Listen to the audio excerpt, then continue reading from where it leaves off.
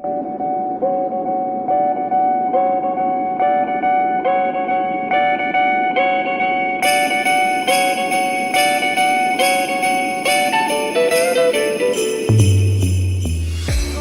everybody to Vice Camera Action, and if you're listening to this at the time of posting, Merry Christmas. And if you're listening to it right after, Happy New Year. And if you're listening to it at some other time, Happy day.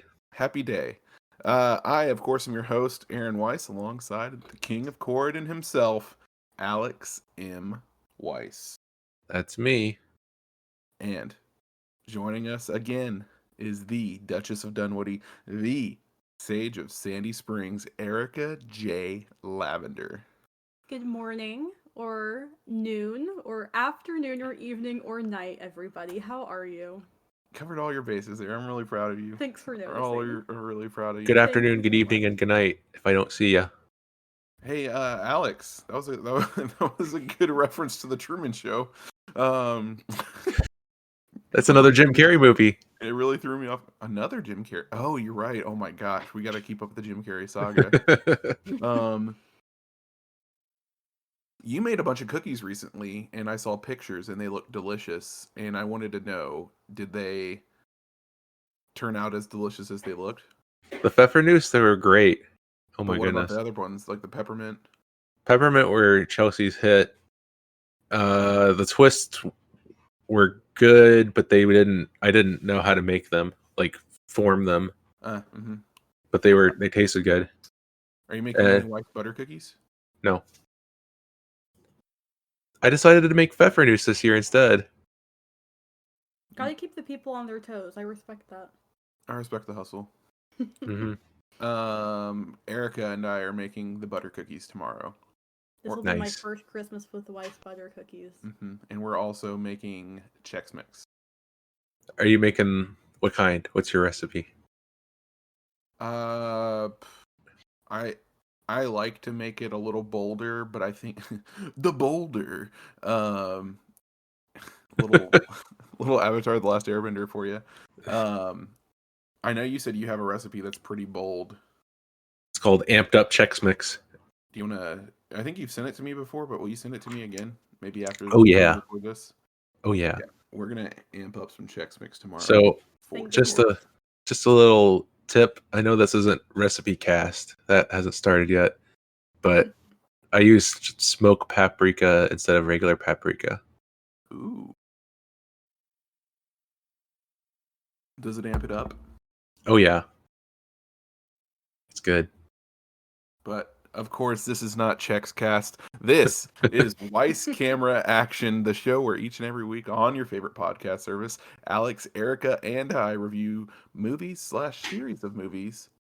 If you like that and you want to be a part of the show, go to patreon.com/WeissCast, where $1 a month grants you the ability to ask questions that you want to be aired on the podcast. Or you can write in your Darmok reviews, just like Alex does at the end of each episode. That's right. Come on, people. We got to start having more. Alex's are great, but, give him a run for his money, You know what I mean? Being a $1 supporter also gets you mentioned in the credits, as well as a shout out during the show. Big thanks to our Patreon producers, Chronoslinger and Pepe Danger. If you don't have any change to toss our way, no big deal. You can catch the show each and every Friday on podcast services around the globe. That's what I was looking for. Housekeeping. Yes. So, housekeeping. This is the last episode of 2020 for Weiss Camera Action. We are closing out the Santa Claus cinematic universe. But next week, Erica, Alex, Bryant, and I will be recording a Patreon episode of the Star Wars tier list.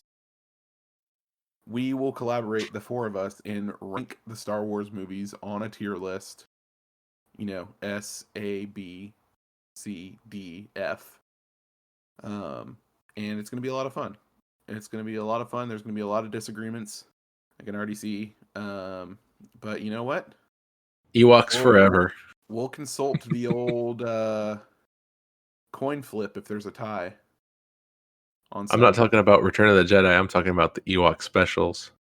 Oh, we're not going that deep. We're literally doing 11 main series. The 9 Skywalker saga and the 2 one-offs. So that will be posted on New Year's Eve. But we'll be recording before then. Also, there's one more episode of Wisecast left for the year. That will be up on Sunday. Oh, the Patreon exclusive episode will have, it's a timed exclusive, so it'll be an exclusive for a whole month until the January episode is up on Patreon. Then the December episode will be posted on podcast services. So Around the globe. Around the globe. Yeah. So be sure to catch it on Patreon. I think you have to be at the $5 tier. Maybe since there's so few Patreon supporters for now, I'll do it at all tiers. But otherwise no one will listen to it. So yeah. Be on the lookout for that. It's a very exciting times. Today's episode is brought to you by Wisecast, but more on that later. For now, let's begin the show with what is and forever will be our first impressions. I think you hit the nail on the head the other day. This is like Back to the Future Part 2. It really is.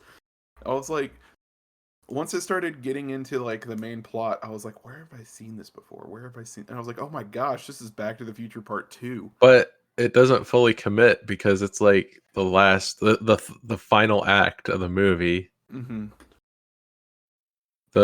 It's like the first 2/3 of the movie is like getting to know mom and dad in law, Mm-hmm.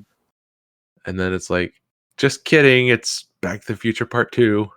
Which of course I like Alan Arkin a lot. So yeah, put a pin in that. I have something to say about him. Cool.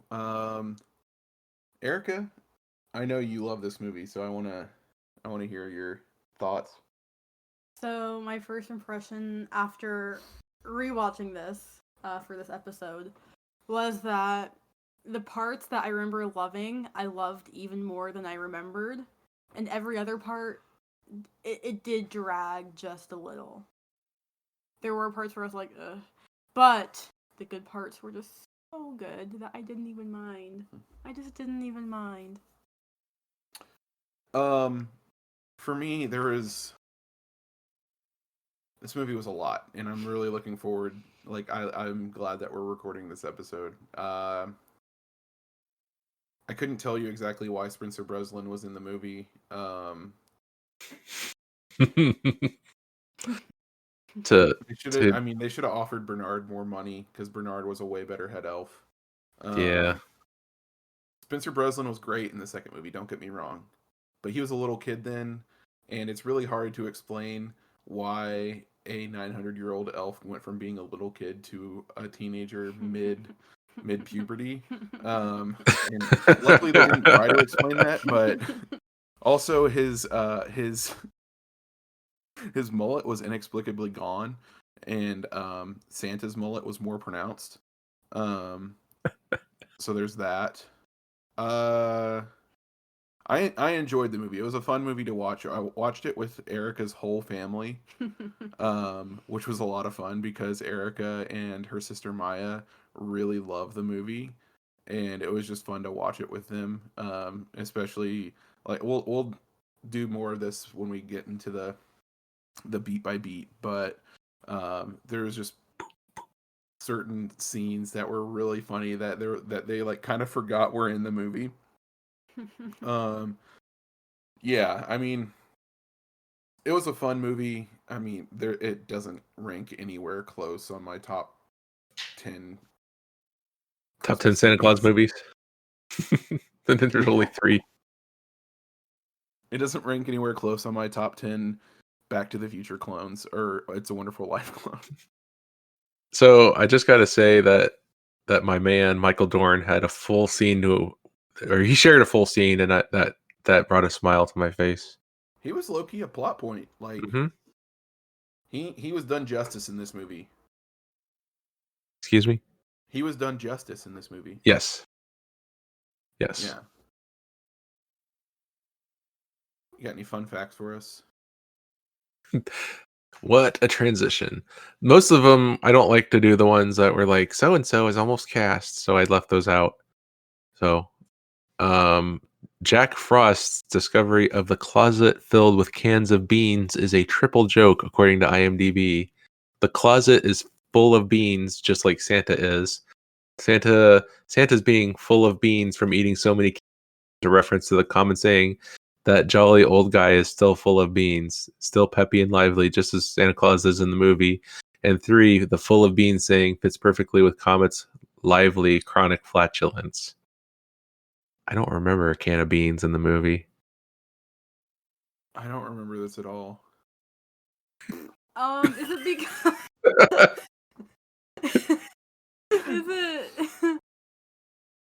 is there beans in the snow globe closet? Maybe it's where Neil and Laura are stuck. Right, because there's one closet that looks like Red Bull, and there's one closet that looks like something else, and maybe one closet is like beans. Oh no. I'm just the reporter. Oh no. Anyway, something a little more interesting, I hope. The alternate present is a mix of the two different presents shown in both Back to the Future Part 2 and It's a Wonderful Life. With it being bleaker, there's a corrupt tyrant that changed the past the main character has to confront to change things back, and every one of the main characters having a worse life in the timeline than the main one. So we hit the nail on the head. Oh, so it was supposed to be like that. Yeah. And this was one of Peter Boyle's final film roles. R.I.P. Peter.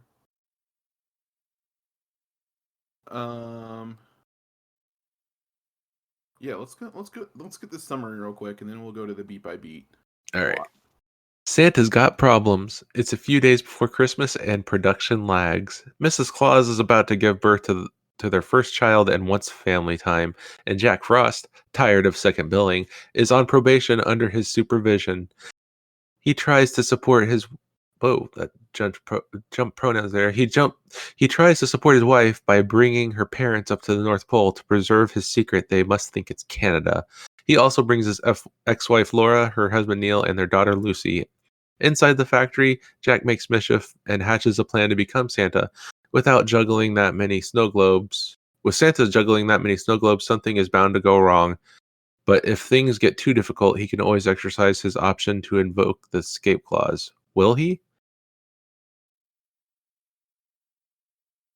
Scott Calvin, aka Santa Claus, played by Tim Allen, once again, is having difficulties managing Christmas this year. His wife, Carol, played by Elizabeth Mitchell, is expecting their first child, which is due on Christmas Eve, and is afraid that he will be making his deliveries while she is making hers. Wanting her to feel more comfortable, he invites his in-laws, Bud and Sylvia Newman. Is it okay if I pause this really quick already? Always. Sorry. Can we just actually acknowledge the fact that the actual first scene of this is his wife in a classroom teaching children? And they're like, tell us a story. And she's like, okay, fine. And then the story that she tells is the entire movie. I just wanted to point that out before we got too far into this beat by beat, because that always throws me off that the entire movie is a flashback. Also, one of the kids in the school is Abigail Breslin, aka Spencer Breslin's sister. Right. Yeah. Oh yeah, thank you for that. There was no way that this plot was going to say that. So I just wanted to put that out there. No, always. Yeah. It really it really threw me off because I didn't really catch that at first until you said something while we were watching it. Mm-hmm. Because she was like, I didn't catch that she was telling a story. I just knew that she was in the classroom, and then next thing I knew, she was being rushed to the elf hospital. Oh, I didn't realize it was a flashback until the end where they came back to the classroom. I was like, oh yeah, this is a flashback. he invites his in-laws Bud and Sylvia Newman, played by Anne Margaret and Alan Arkin respectively, up to the North Pole, along with his ex-wife Laura, once again played by Wendy Crewson, and her husband Neil, played Why by did Judge Reinhold. why did they go? Why did the ex-wife and Neil go? They haven't been, and Lucy really wanted to go, and That's right. Lucy's mom was, aka Laura, was like, well, I can't let my daughter go to the North Pole without me. yeah, and then Judge Reinhold was like, I want to go too. Yeah, basically the argument was like her parents need to supervise her in the North Pole. Mm-hmm. I guess it's Gotcha. I thought it was great that Judge Reinhold was just like psychoanalyzing everybody and telling leading these yoga sessions with the elves.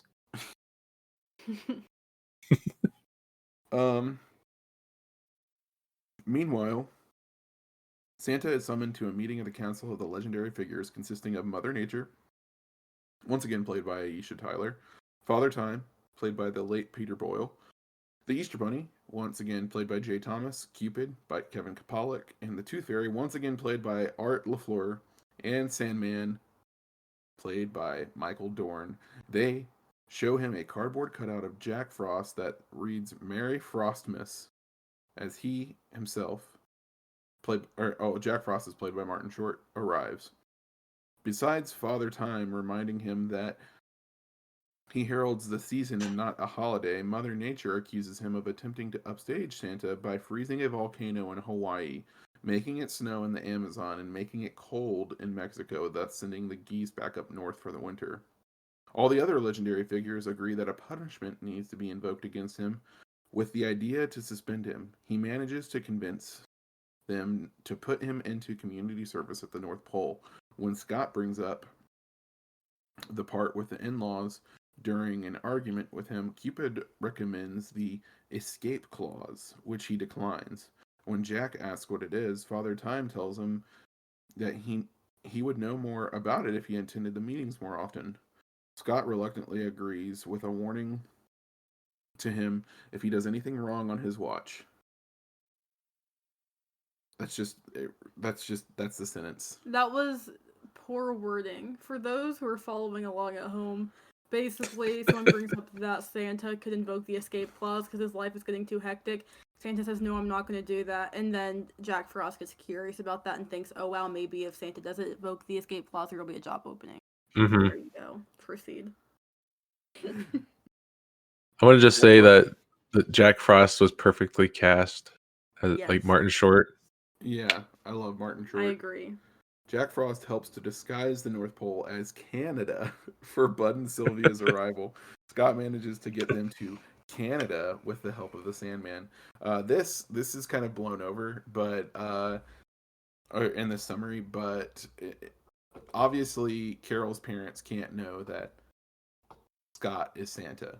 So right. His cover is that he is a toy maker in Canada, which is hilarious. And yes, just the fact that they dressed the North Pole up as Canada, they convinced Bud and Sylvia that all the elves were little Canadians, and they ended every sentence with "a." It's so funny. Also, Canadians are short. Yeah, when Bud goes, why are they all children? Like, why are they all so small? And Santa's like, well, have you ever been to Canada? No. Have you ever seen Canadians? No. Well, this is what Canadians look like. Also, just the fact that a 70-year-old man has never seen a Canadian.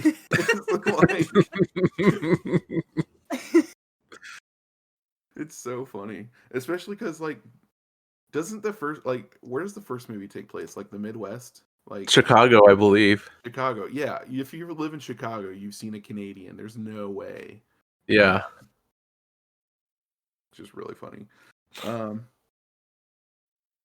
Yeah, I'm sad that they kind of breeze over this because the Sandman's a big part in getting them to the North Pole. Like, there's this really funny scene where the Sandman sees this chair, and it doesn't even look like that comfortable of a chair, but he's like, oh my gosh, I got a nap in it. And he, like, punches the corner of the chair repeatedly and just drifts right off to sleep. It's like a D-level nap chair for sure. Oh, for sure. It's like you had to have been out working all day. Like, that's the only way that you'd be falling asleep in this chair. Yeah. It's like you come home from a long day of work at the business factory, and you come down and you sit in this chair. You're waiting on the pizza to arrive that you ordered, and you're sitting down and you fall asleep, and the only thing that wakes you up is the doorbell of the pizza that you ordered. That is the precise chair. You just described it perfectly. You described it in everything but what it looks like. Not in much real sense. You described exactly what it looks like. The listeners know what this chair looks like right now. However, send us a picture of your chair, listeners. You can send us a picture of your chair at aaron@weisscast.com. However, Jack wants to have the power and influence of Santa. So he goes around the North Pole and uses his power to create technical problems with some of the equipment. The shop flies into chaos and many gifts are destroyed, and Scott is faced with the possibility that there will not be enough toys for all the children in time for Christmas. Jeff talks to head elf, Curtis, played by Spencer Breslin, as Bernard has quit, retired, or went on vacation at this point, which is really sad. I like Bernard. Did they said Bernard went on vacation?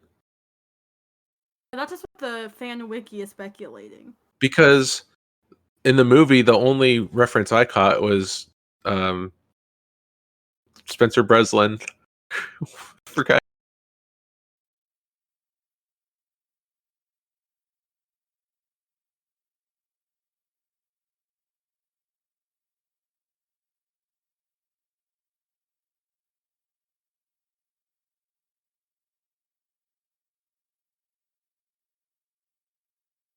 His name. Anyways, Jack talks to head elf Curtis about the Hall of Snow Globes and discovers that Scots can be used to activate the escape clause, the most powerful one of all. This one can help the current Santa escape from his job as Santa if he holds the snow globe and says, "I wish I had never become Santa at all." The escape clause is triggered, and he can return to the point where he became Santa and prevent the event from occurring. Scott takes a quick break to show Lucy the Hall of Snow Globes and gives her a magical one that shows her hugging a snowman, which turns pink because her hugs are filled with love and warmth. As they leave, Jack sneaks into there and steals Scott's snow globe, freezing Neil and Laura when they catch him, and nearly doing the same to Lucy before choosing to put her in a storage closet instead. After further attempts to sabotage, he managed to enrage Bud and Sylvia and gives Scott a gift as he talks about his frustration. Not realizing what he is doing, he is persuaded into uttering the escape clause while opening his gift and taking out his snow globe. He and Jack are sent back in time to his front yard, where 12 years earlier he caused Santa to fall off the roof and donned his suit to become the new Santa. Jack reaches the suit before the past Scott can even come out of his house and to repeat events from the first film and puts it on to become Santa, knocking out present Scott with a shovel to keep him from interfering in Jack's attempt to change the timeline. Whew! That was a long, uninterrupted piece of... Isn't it strange that the escape clause isn't on the card? Like, they just kind of talked about it. Like, they don't whip out the card again for the third time. Oh, yeah. Oh, you're so right. I actually did want to talk about just the card in general, because Jack is Santa. I mean, in movie time, he's Santa for like 20 minutes, but he's Santa for 12 years, technically. Mm-hmm. And he doesn't have a wife. Oh. We don't think he never desantifies, to our knowledge. You That's know, a great point. So, I mean, I'm just saying that's kind of a little bit of a plot hole, but I guess the movie's more about Scott than it is Jack, so I guess they can get away with that. But yeah. it's just very intriguing that this that this like literally the whole plot of the second movie doesn't affect Jack at all. That's a great point. It's very true. Also, Jack looks ridiculous as Santa. He does. Yeah. It's like a great reveal on the screen, though. Like the first time you see Jack as Santa, like that's a great moment in the movie to me. It is. Because it's insane. It's very insane. So Scott is sent back to present day, where his non-Santa life is a disappointment, as he has been the CEO of his old job for the last 12 years, and even works on Christmas Eve. He drives over to Laura's house, who treats him very coldly and explains that she and Neil got divorced, revealing that the new timeline has effects on other people as well. Scott also learns that he and Carol never married, and that she moved away years ago because, quote, there were not enough local kids in town to terrorize or something, end quote. Laura then gives Scott a magazine that shows the North Pole billed as a resort, which he recognizes as Jack's handiwork. He flies there via commercial airliner and is stunned at what he sees as the new Santa. Jack has taken the commercialization of Christmas to the extreme by transforming the North Pole into a tourist attraction where wealthy parents can pay to have their kids put on the nice list. Can I just say really quick, that was an odd description of Laura and Scott's conversation, in my opinion. I thought a bigger takeaway was that, like, Scott and Charlie have, like, no relationship. Mm-hmm. Right. I thought that was, like, a big deal. Yeah, I agree. Also, it kind of disappointing that Charlie doesn't really have a role in this movie besides that. Yeah. You know, I mean, like the first two movies focused on him so much. This third one doesn't really have a kid focus at all. Like, not even really. You can't even really say that Lucy's the focus. Mm-mm. Yeah, that's so true. Anyways, in addition, Christmas has been renamed to Frostmas, which I didn't catch.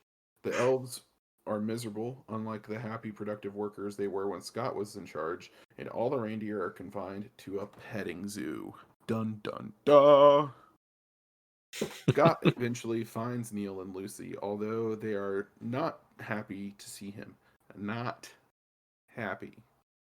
And Neil states that Charlie, played by Eric Lloyd, didn't want him to be his father, causing his and Laura's divorce. Scott confronts Jack with what he has done and claims his vision of Christmas is not what the holiday is about. But Jack reminds him that he was the one who said, quote, I wish I had never become Santa at all, end quote, and invoked the escape clause to begin with. Scott convinces Lucy to sneak into the Hall of Snow Globes and bring Jax to him. He interrupts a musical performance by Jack when Lucy tosses him his snow globe. Realizing Scott's plan, Jack mocks that Scott will never convince him to invoke the escape clause, but Scott plays a recording of him saying, quote, I wish I had never become Santa at all, end quote. When he said it to him earlier, Jack screams in fury as the escape clause is evoked again, and he and Scott are whisked back to the past. Scott holds Jack down while his past self finds the suit and puts it on, like in the original film, restoring events to the way they were. Jack screams in anguish as his alternate timeline is erased and is stripped of Santa's powers. Back in the present, Scott reunites with Carol, even though no time has passed since he left, and he promises to make her life better. He then shows Bud and Sylvia the truth about his workshop, where, despite Jack's sabotage, gifts are being manufactured and will be ready in time for his deliveries. To his surprise, Charlie arrives and helps the elves out, as does the Council of Legendary Figures. It seems like things are going perfectly until Curtis and Lucy appear. One second.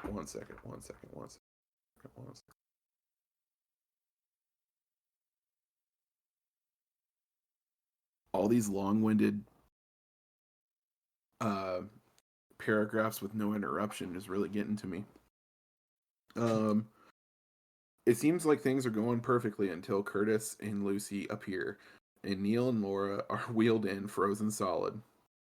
Jack is also dragged in by the Elficers, and he refuses to undo his spell on them. By unfreezing them, he would have to, quote, unfreeze himself, end quote. So they will be frozen forever, leaving Jack smug at thing he's won since they may have lost the chance, or since he may have lost the chance of being Santa.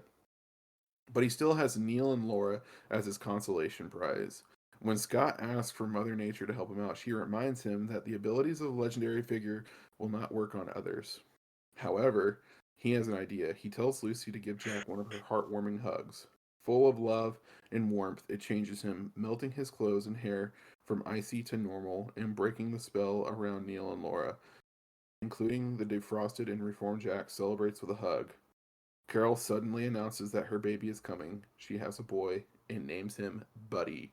Thus, the origin story for Buddy the Elf is complete. Ba-ba.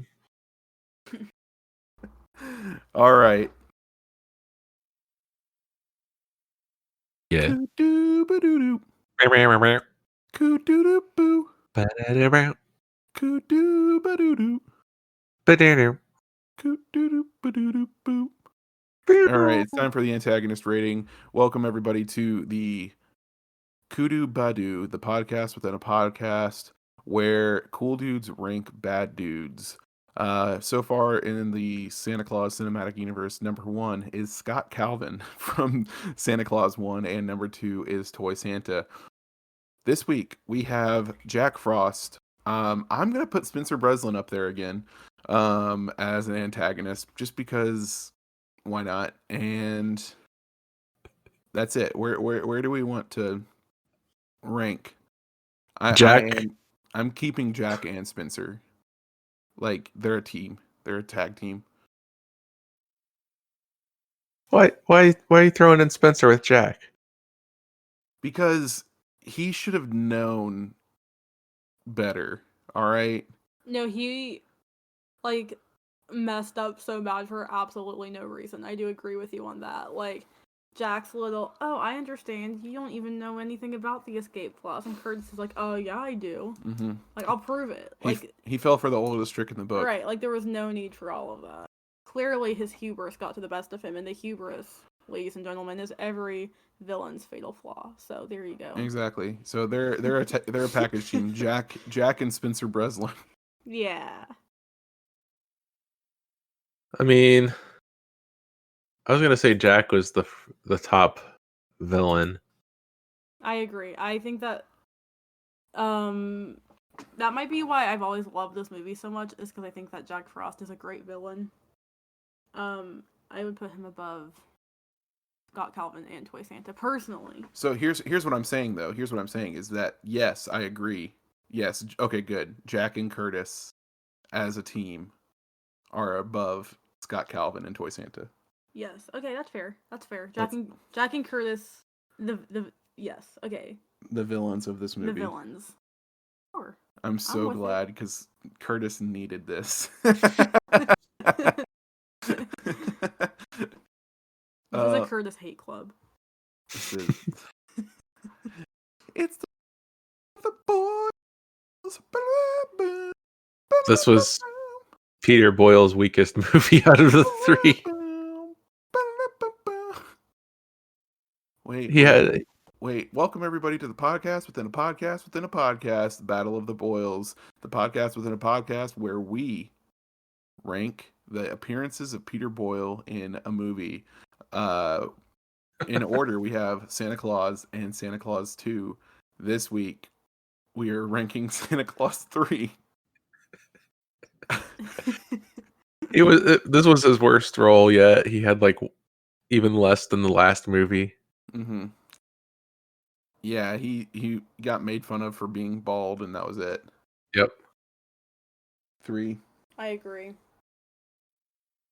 The official rankings are the boss, aka Peter Boyle's just guest appearance in Santa Claus 1. Peter Boyle's first appearance as Father Time in Santa Claus 2. and Peter Boyle once again reprising his role as Father Time in Santa Claus 3. Peter was robbed. Okay, I got something to say. Remember we were talking about Alan Arkin earlier? Yeah. So I finished the movie. No. When I was watching the movie, I noticed that there's the perfect opportunity for a Peter Boyle role, but they didn't give it to him. The father-in-law character would have been a perfect role for him. Would have been. I'm just like when Alan Arkin started talking, like Alan Arkin was fine. He was great too. But I'm just like, they had Peter there. They just could have given him that role. They could have kept him the same character as the first movie and made him Scott's father-in-law and had a nice little tie-in. And that would have made it a little awkward in the alternate past where like he goes to see his boss, aka ex-father-in-law, and Oh, that's yeah. man, that just would have been the perfect role for Peter Boyle. That would have been. I fully agree. And honestly, I think that would have made this movie way better. Yeah. We kicked it up a notch for sure. Really would have kicked it up a notch. Peter Boyle was robbed, and that's all we got to say about that. It's time. You know, I need to come up with a song for Darmok Review. Are we not going to analyze the movie anymore? Oh, we need to analyze the movie. You're so right. It's not in the notes. Sorry. Here. Okay. Oh wait. Analysis. Analysis. Erica, you start with your analysis. Okay. Well, I would love to share perhaps maybe a highlight and a low light of this movie for me. I really love when Scott goes to visit the North Pole when Jack is Santa. That's like my favorite scene in any of the Santa Claus movies, I think. I love when Jack Frost sings North Pole, North Pole. And I love like the fact that Santa being evil like actually affects all the children of the world. Like in the past two movies, all the kids have been like the heroes of the movies. Like we love the kids and they're knowing and they're smart and they're funny and they're cool. And in this one, when like Jack Frost is Santa, they're all like, "Dad, shut up! Buy me a reindeer." Like they're all the worst, and it's just like cool that in this universe, like Santa, like if Santa is good or bad, affects whether the kids are good or bad. I don't know. I just thought that was like a cool little. I just like everything about that scene. And then, Low light. Yeah, I'm trying to think.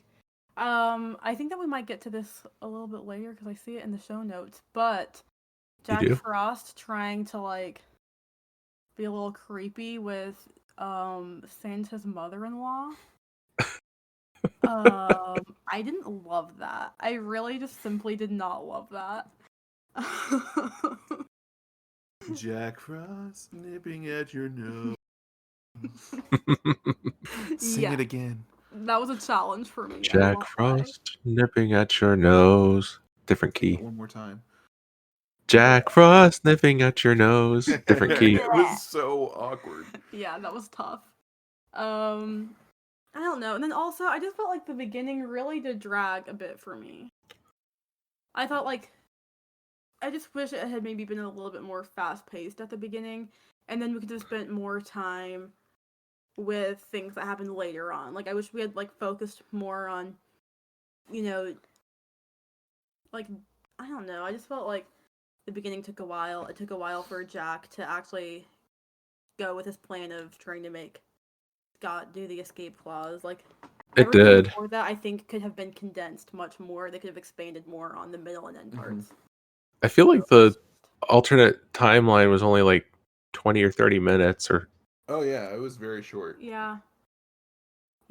They should have that should have been like, I think the entire first act of this movie was like 35 minutes, maybe 40 minutes.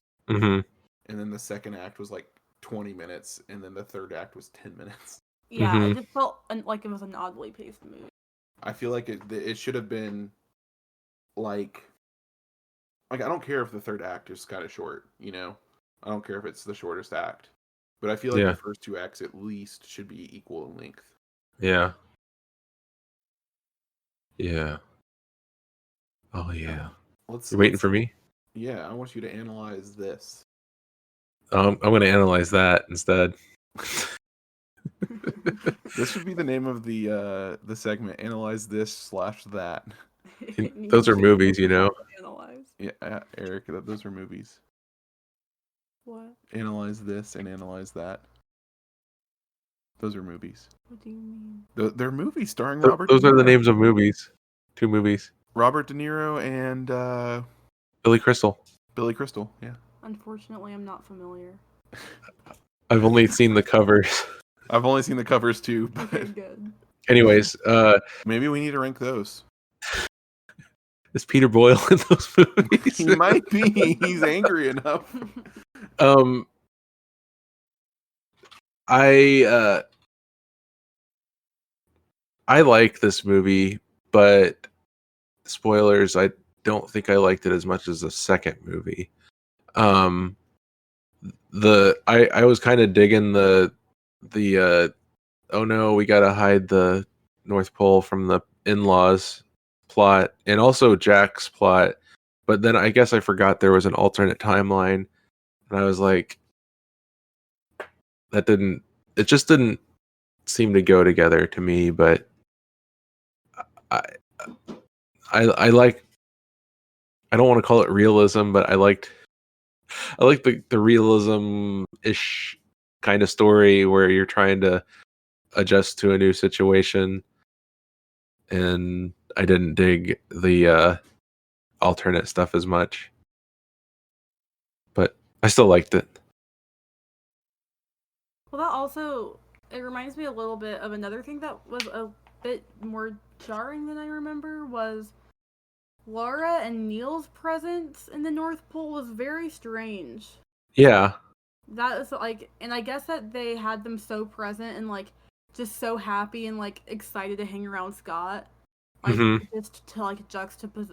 Oh my gosh! Just as a juxtaposition to the alternate timeline when Laura's all miserable and divorced and such. But that, I don't know, that just it came across a little weird to me. Laura and Neil, I understand them being in the movie, but their presence and their attitude, I guess, was just a little bit like a little off-putting at times.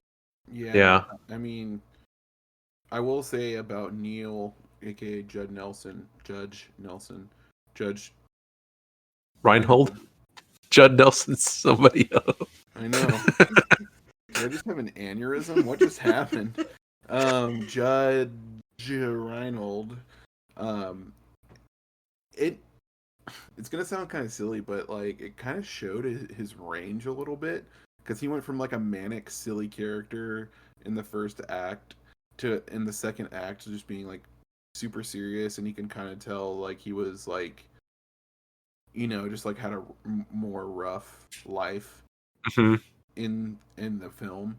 And like, I don't know, I thought that was like pretty impressive, because I mean, I've literally never seen Judge Reinhold in anything besides this and Arrested Development. Arrested Development. But yeah, I mean, the movie's fine. It's Back to the Future Part 2 meet It's a Wonderful Life, and kind of thrown in there with like Meet the Parents a little bit. Like, yeah, it's just it's a hybrid of a lot of movies, and sometimes it works, sometimes it doesn't. Martin Short is the star of the show. Really kind of a show stealer. He's very funny in this. Yeah, I think he was a very perfect casting. I wish, like you said, earlier that Peter Boyle had been cast as the father-in-law. Mm-hmm. He could have been the same character as the first movie. Could have been the same character. And Alan Arkin's great. I love Alan Arkin. But he and Peter Boyle have very similar energy in those kind of roles. And yeah, they already had a character like that. So why not just tie him in? Mm-hmm. But yeah, I mean, it's fine. It's a fine movie. Yeah. Just one of those what ifs. Maybe it'll be on Marvel's What Ifs. What if Peter Boyle played the father-in-law? I think there'd be an audience of 2 for that.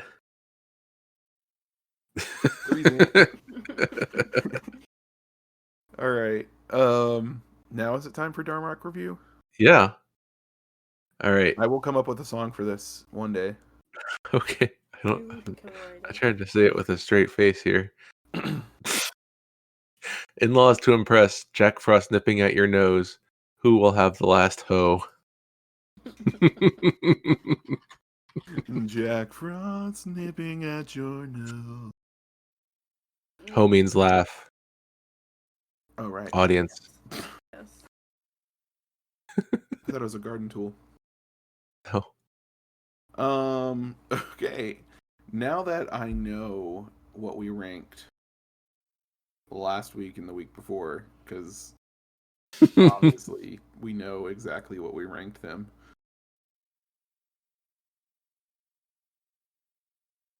I liked this less, unfortunately.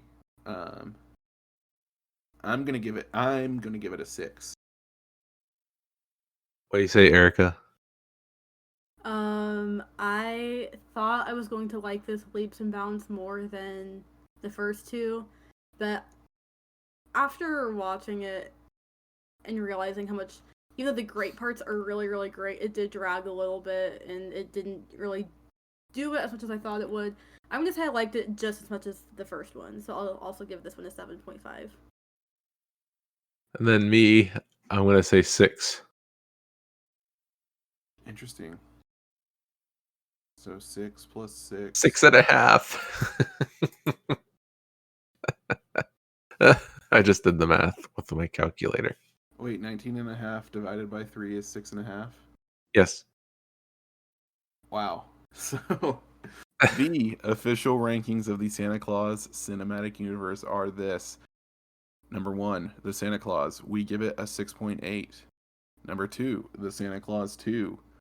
Give it a 6.5. And tied for number 2 is the Santa Claus 3 with a 6.5. This is robbery because the second one was clearly the best. I know, it's my fault. I thought I ranked the first one lower. But we have to also acknowledge the fact that Jack Frost is such a good addition to this movie series, to this cinematic universe, that the Santa Claus 3 The Escape Clause does deserve to be as high as it is. Because Jack Frost is simply that good, and he deserves it. Jack Frost. Even though we are a Curtis hate page, we are a Jack Frost stan account as well, if you know what I mean. Yeah. Great. I'm glad we all agree. Boo Curtis. Yeah. Yay, Jack. Yay, Peter. All right, now we need the crossover. Jack Frost dressed as Jack Sparrow. Or vice versa. Actually, we kind of get that. No, we don't. What are you talking about? I was thinking in the third one when they're in the north, like when they're looking for World's End, but Jack isn't there. He's at the end of the world. Yeah. If only he was there, right? If only he was, but he wasn't. Before we get to the outro, I have a little bit of an ad for us, and then we can get to the outro.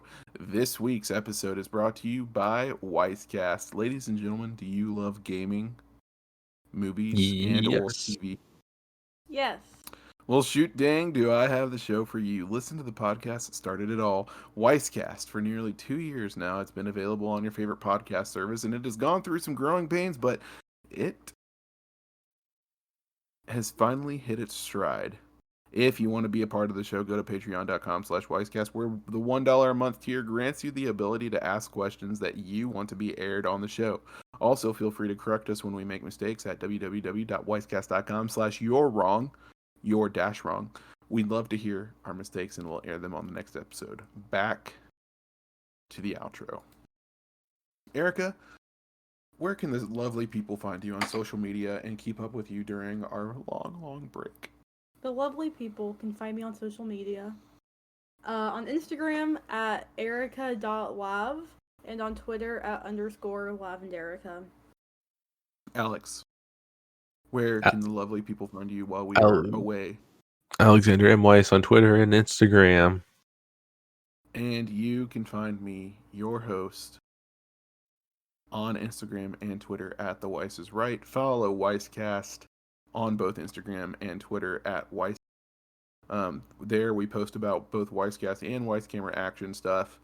Go to patreon.com/Weisscast if you want to be a part of our producers family. Until the new year, ladies and gentlemen, Merry Christmas, and don't let Jack Frost nip at your nose. Don't let him do it.